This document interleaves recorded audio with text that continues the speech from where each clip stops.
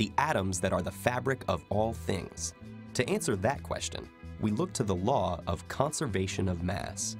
This law says, take an isolated system defined by a boundary that matter and energy cannot cross. Inside this system, mass, aka matter and energy, can neither be created nor destroyed. The universe, to the best of our knowledge, is an isolated system. But before we get to that, let's look at a much smaller and simpler one. Here we have 6 carbon atoms, 12 hydrogen atoms, and 18 oxygen atoms. With a little energy, our molecules can really get moving.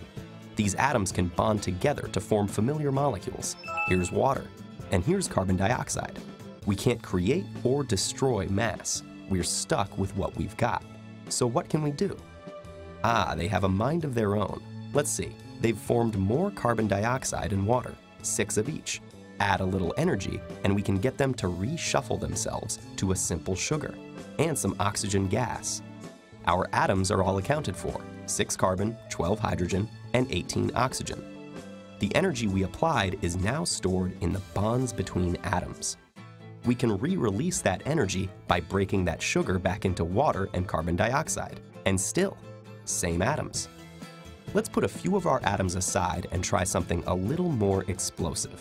This here is methane, most commonly associated with cow flatulence, but also used for rocket fuel. If we add some oxygen and a little bit of energy, like you might get from a lit match, it combusts into carbon dioxide, water, and even more energy. Notice, our methane started with 4 hydrogen, and at the end, we still have 4 hydrogen, captured in 2 water molecules. For a grand finale, here's propane, another combustible gas. We add oxygen, light it up, and boom, more water and carbon dioxide.